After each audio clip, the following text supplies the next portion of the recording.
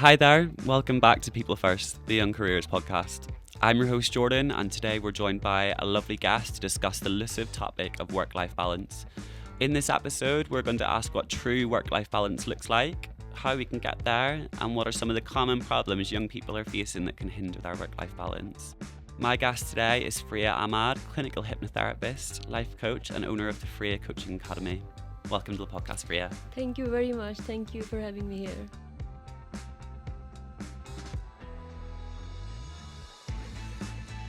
Freeha, I imagine in your line of work, you help a lot of people struggling with balance, work and life. Can you tell us, firstly, a definition of work-life balance, but then would you say you've got a good balance in your own life too? To me, a good definition of work-life balance is that all areas of your life run smoothly. So you don't feel like that you're putting a lot of effort in one area, but then neglecting other areas of life and there is no balance.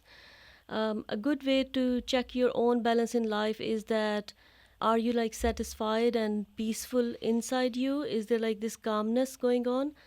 If not, then it's an indication to, really have a look, which areas are affected or need more improvement or your attention.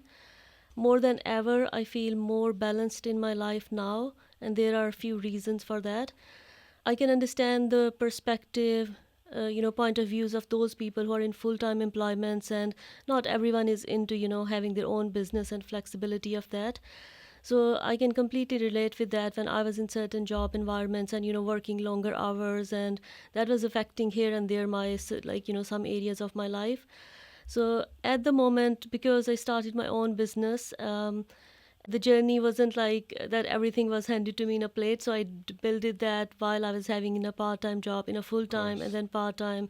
And then eventually it led me to give this complete freedom of time. And I think when we have the freedom of time, then we can really organize things the way we want to do. It's not that I'm not working. I'm more passionate, so work don't feel like work at this stage. So yeah, I think this flexibility gives me this balance and playing around with all areas of my life and spreading my time where there is more need for that. Yeah, that makes complete sense. Sense. And these days, it seems like we're busier than ever, really, doesn't it? Yeah, but true. The week itself isn't getting any longer. So why do you think people feel as though they have less time nowadays? Are we taking on too much? Is this the modern world? Yeah. I have my own probably answer to this question, but I would love to hear from you first. Yeah. Definitely the modern world, because we have access to a lot of information and all these social media apps, they are really bombarding us with information and stuff like that, and sometimes people can feel like that they are not doing enough and things like that. So I feel like we still have the same amount of time, but it's just that we are not, maybe because of this noise, I would say, we are not able to really prioritize our time and really get this mental clarity where we can see that this is my high priority and this is just noise, Yeah. And when we would be able to draw a line between that and get this clarity that if I'm going to spend nowadays, if we open a phone without us even noticing that, we are spending hours on random things, or sometimes we forget why did I even open my phone, So that's an indication that how much attention is being captured by these phones or these apps and all that, and that takes literally hours of our very valuable, important time. So I feel like getting more clarity on our goals, which are really going to take us ahead in life, and then really keep reminding yourself about them and prioritizing and saying no to certain things which are not aligned with your higher goals, I would say, would be one way to then decluttering and finding some time in this busy phase, really. Yeah, and no, obviously, is probably one of the most important words that we can use, I guess, to set our boundaries and things like that. Yeah. But we're not always really good at saying no, I don't think. Me personally, my mantra is always say yes and figure out how you're going to do it after, but that often leads to burnout. Yes. But I think setting those boundaries quite early is really, really important. And I can completely relate with you, because I was once the same person as well. I mean, no was maybe not even in my dictionary, so and that's exactly it. So I would be doing very unimportant things just to make other people comfortable, to the point that they didn't even care about that. They didn't even notice that if I did that thing for them or not. And definitely I reached a point where I felt like I'm left with no energy for to do self-care and all that. And I think at that time I realized that unless you have plans for your own life, and you don't act upon them, you will become part of other people's plans. And I was literally living that way as well. And then that can lead to dissatisfaction in a way as well, because you're not giving the importance, minimally as much important as you are giving to other people, to yourself, you know. So this is, I think, where I felt like there was a flaw in saying yes to everything and, you know, everyone. And I gradually started to set some boundaries and really start to practice, you know, minding my own business sometime, and just like, you know, zip up and just sit quiet. And I thought Minding that my own business is my favorite term. If you ask any of my friends, they will Yeah, tell you I'm yeah. always minding my own business yeah, now. That's yeah, all. yeah. Because I think at that time the mantra which helped me was that they are adults, they can handle without you for an hour, so you can just sit here and do something, really whatever you want to do.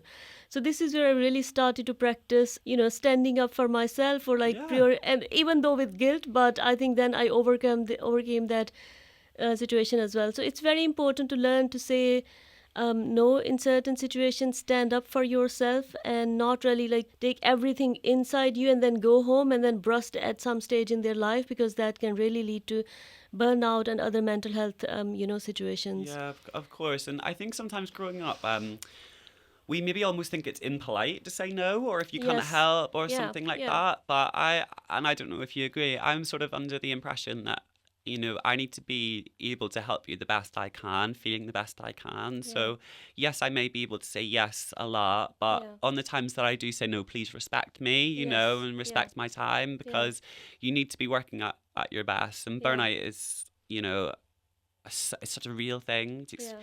physical holds on your body and Yes. everything like that, you Yeah. know. Yeah. Maybe it's perhaps unrealistic for all aspects for our life, family, work, personal goals, health, to all be thriving at once. Is there a way to track each area? How can we assess our work-life balance? Yeah. Definitely, there's a way to track the progress in all areas of life. Career is not. We need to understand career is not our whole life. That's just a part of our life.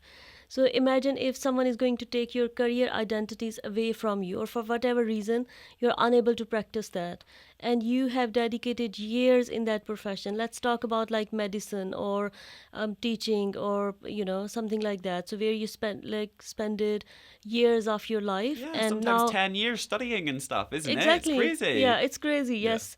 And now someone takes that identity away from you, or you know, something happens and you cannot practice that anymore.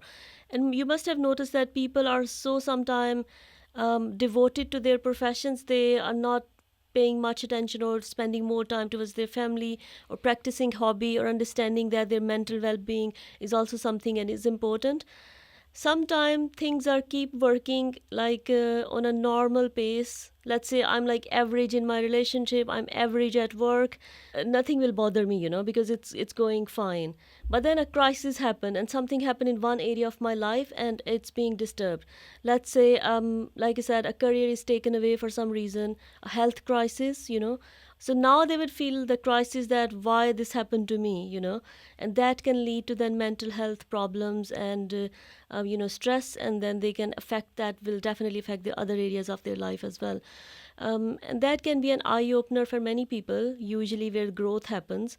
But if we try to be smart and don't wait for a crisis, and understand that we just have to keep monitoring all areas of our life, and just keep improving slightly, so that there is this balance.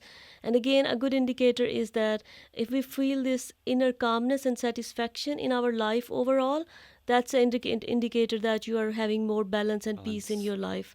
But if there's something bothering you, you know, that's a point then for you to go back and reflect. So a good exercise which I use in coaching practice is, we call it a wheel of life. So simple way is that you write down all the major areas of your life, let's say personal life, relationship, health and fitness, or socialization, hobbies and stuff like that. And then you can rate all the main major areas from 0 to 10. Let's say 10 are the main numbers and 0 is towards the less.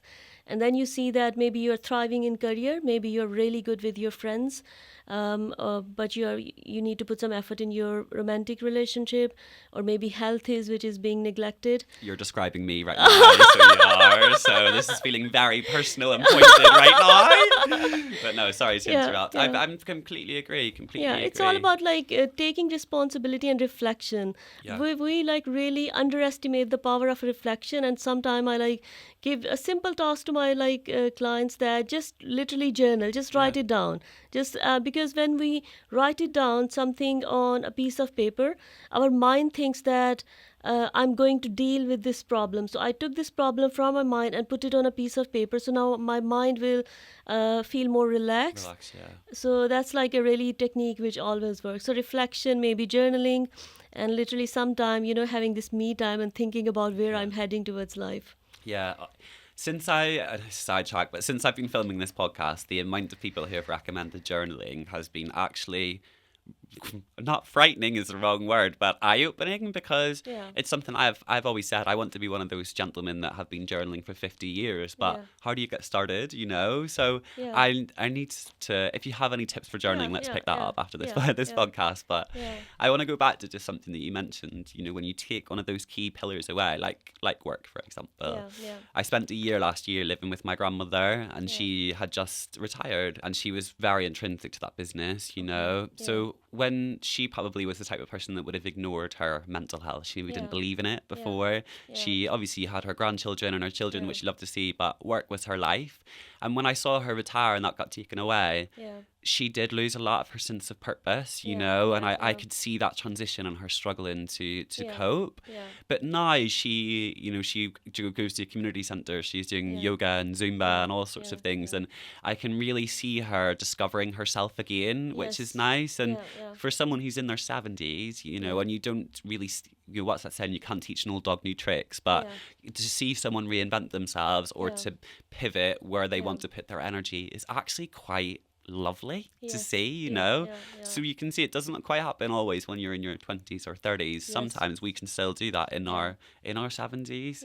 And I think with all this awareness nowadays, I feel like we don't have to wait until we get retired and then fulfill our dreams. So we can literally do that simultaneously as well. And that's why it's very crucial to understand that, to be honest, career can just satisfy you to a certain extent. That's why you have to put time towards your relationships and other things as well. For sure. And what would you say are some practical steps to separate that work life and personal life? So usually what I notice in my practice that many people struggle in, they're like, even though when they're at home, their mind is still towards the work. And then there is another where they are just bringing the work home and literally working, and that's affecting their work-life balance. So for the first tip, which I think would be very practical for everyone, is that literally setting clear boundaries that when the work is finished, then it's finished. And then they need to clear their mind and leave the work behind. So I think techniques which I use, and especially in mental health, that sometimes there could be certain situations, or you hear certain stories from clients which can be really, tough on you to hear. Sometimes they are suicidal, and sometimes they're going through tough times, and it's just sometimes hard to hear. But again, yes, we are human beings, we can be affected by these, but we need to have a ritual to then clear our mind for our own mental well-being and peace as well. So literally, to be honest, tiny rituals helps a lot after a stressful work day. So what I do is clearing my office, literally decluttering, putting everything back, and just winding up, taking those glasses back to the kitchen.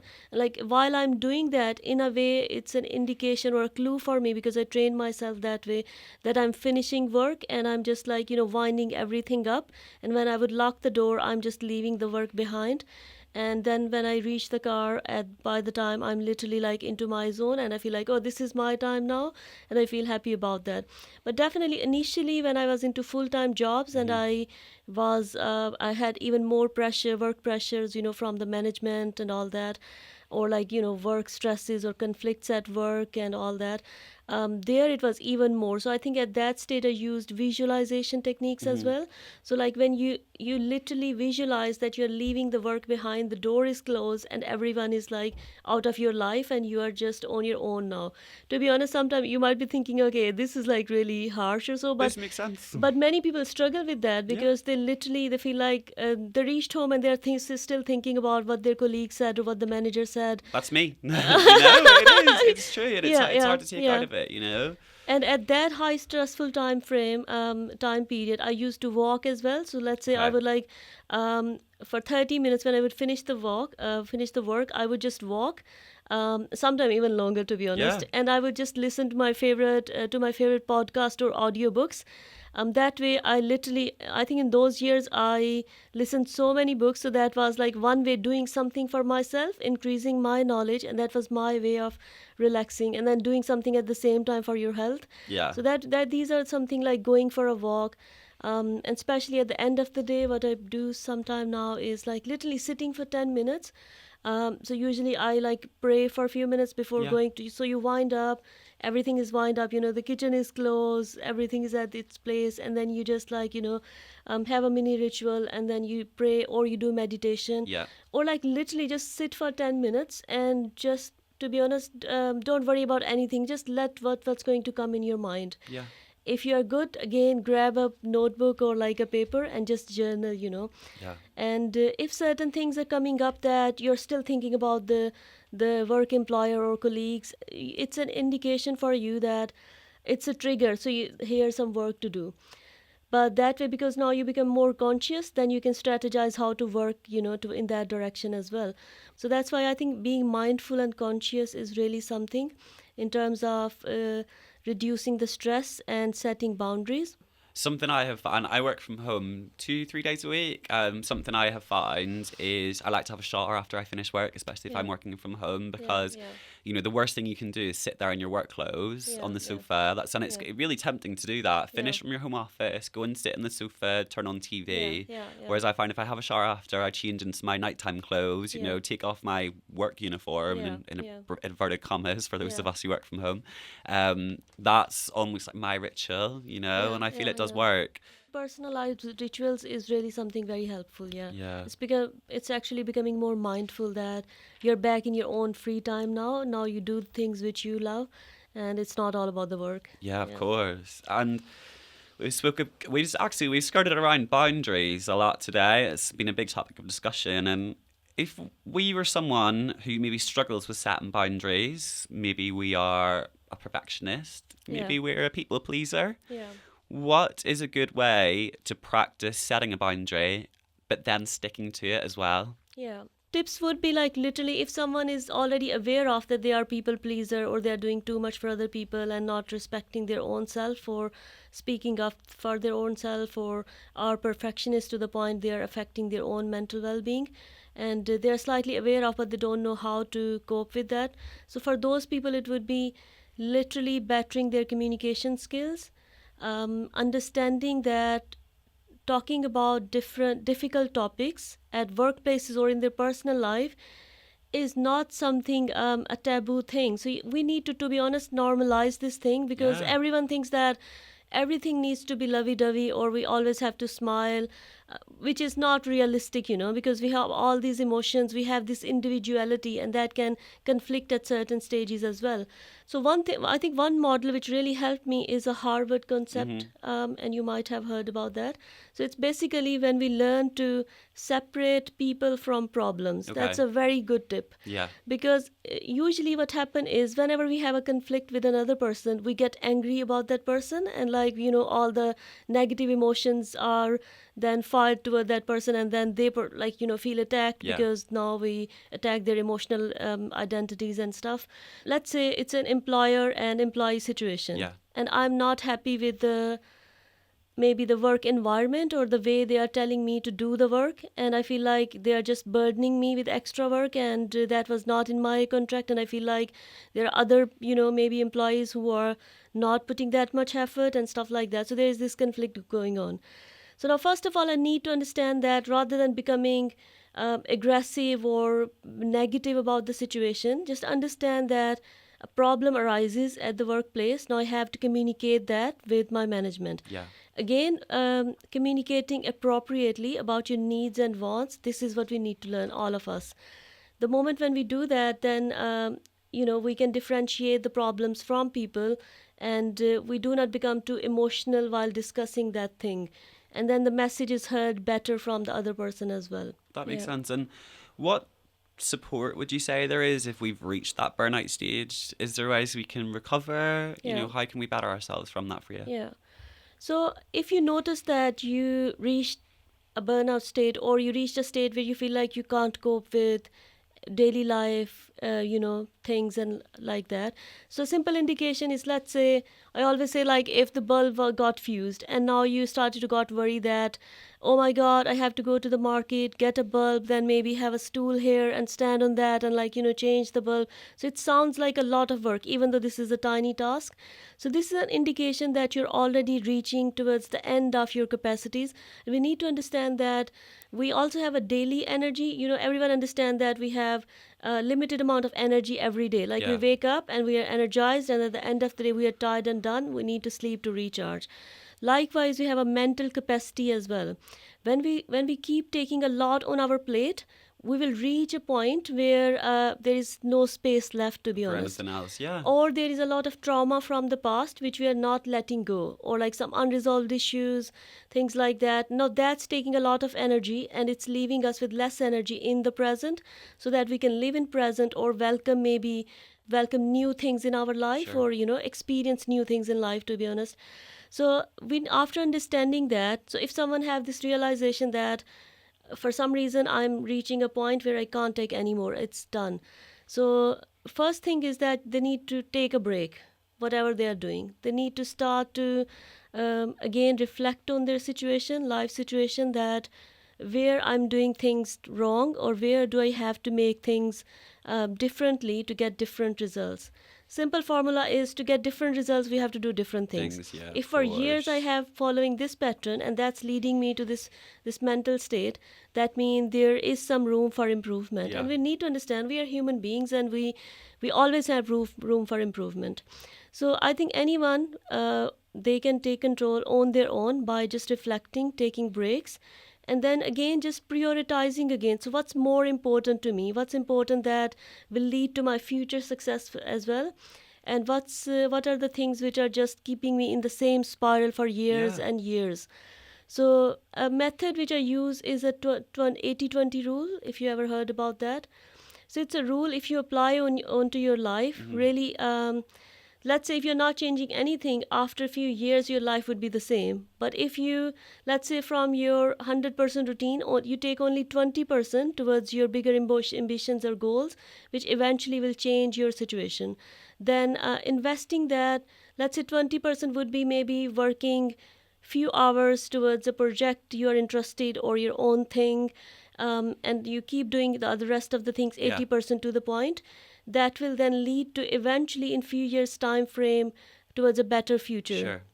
The same thing applies with the time as well. So we need to understand that, this method we can apply in various forms as well. So we need to understand we need to leave this buffer time as well. Yeah. So we cannot, because we have this pressure to, accomplish so many things in less time.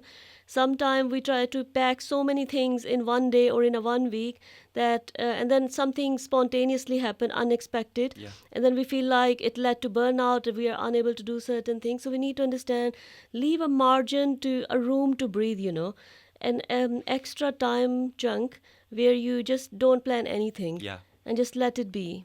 And something that was sort of what I was thinking about as you were speaking is, we often are our own worst critic. We're very quick to pick ourselves apart, or you did this, you didn't do that. But we're not very good at actually helping ourselves in these situations. So even though I hear what you have said, I probably am not very good at doing those things and maybe stay in the same pattern. So there's been things today from this conversation that I'll try and put into practice too, you know. There is this, and we've touched upon it again, there's sort of a growing pressure with social media to have a side business, do this, do that, do everything. So do we have to sort of suck it up now, you know, and wait to have a good work-life balance later? Or is this something that we can do straight away? To be honest, personally, I'm not against the hustle culture because I feel like it gives more control to people. And it gives them hope that they can change their life. And to be honest, my example is in front of you. Like I said, a few years back, I was in full-time job, but I had this ambition that I wanted to have my own coaching business.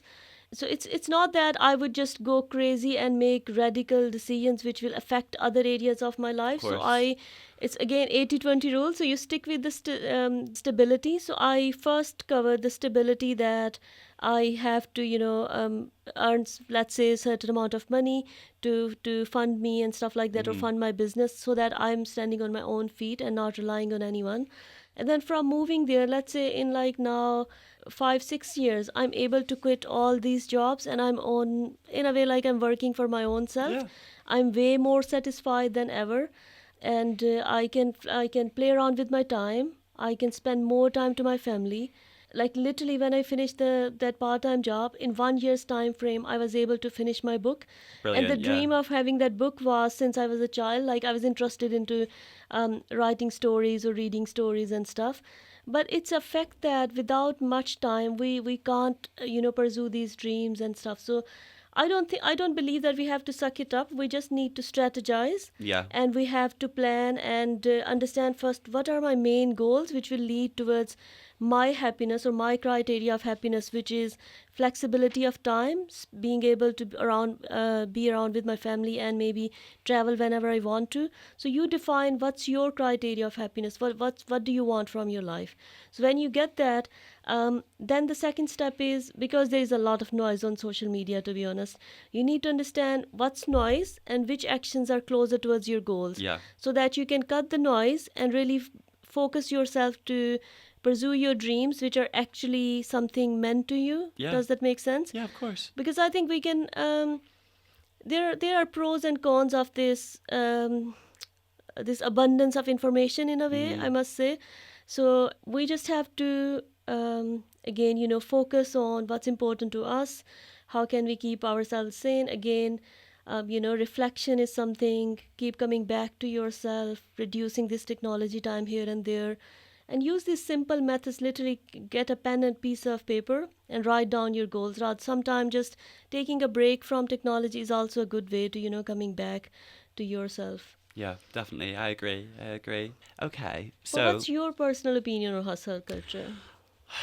Yeah, I'm the worst person to ask. So whenever I was younger, I come from quite a poor area. So, and I am also gay. So whenever I was younger, I didn't think that gay people had jobs, let alone were successful in their jobs. So I always had a bit of a chip on my shoulder that I wanted to make as much money as possible, or maybe not even that, just really always be able to support myself. So growing up, I was always the person. I had 4 jobs at once. I was going to school, and then I was working, in Topshop after that, and then I was working in a nightclub after that. So sometimes I was finishing work at 2 a.m. and then going back to school, still doing my A-levels, and I loved that. I can't lie, I loved it. I loved the thrill of it, even though it wasn't good for me. So as I've got older, I've just really tried to prioritize the things that actually where I should spend my time, so I don't need to make all the money anymore. I don't need to work 5 jobs. I make a comfortable living, and I'm really happy with that. But where I think I neglected myself was maybe putting time and energy into passions or hobbies and stuff like that. If someone asks me what your passions are, they're working and hanging out with my friends. I'm not into horse riding. I don't go painting at the weekends and stuff like that. But I turned 28 last week, 2 weeks ago, and something that I've just been really thinking about is actually what things will make me better myself. It's the I've got a really great job and I'm really, really happy with that. My Yeah. relationships are wonderful. Don't get me Yeah. wrong, I would love to be married, but Yeah. like it's one of those things. Yeah. I think I just need to start working on the other slices of the pie. Yeah. But I am a people pleaser and I Yeah. realize this. So I think what I need to do is just start trying to please myself. But Yeah. and we already spoke about it. It's that balance of always wanting to be polite. Yeah, Do you know yeah, what I'm trying yeah, to say? yeah, yeah, But yeah. no, I think is the most powerful word now. yeah. And I feel a bit more open about communicating my sort of needs and stuff like Yeah, that, I yes, guess. yeah, But yeah. like I said, I'm excited to listen to this podcast back, and I think it will be really valuable for a lot of people as well, Yeah, because sometimes we just don't choose ourselves, you Yeah, know. yeah, But before I let you go, yeah. what is one thing a listener can do today for themselves, completely unrelated to work?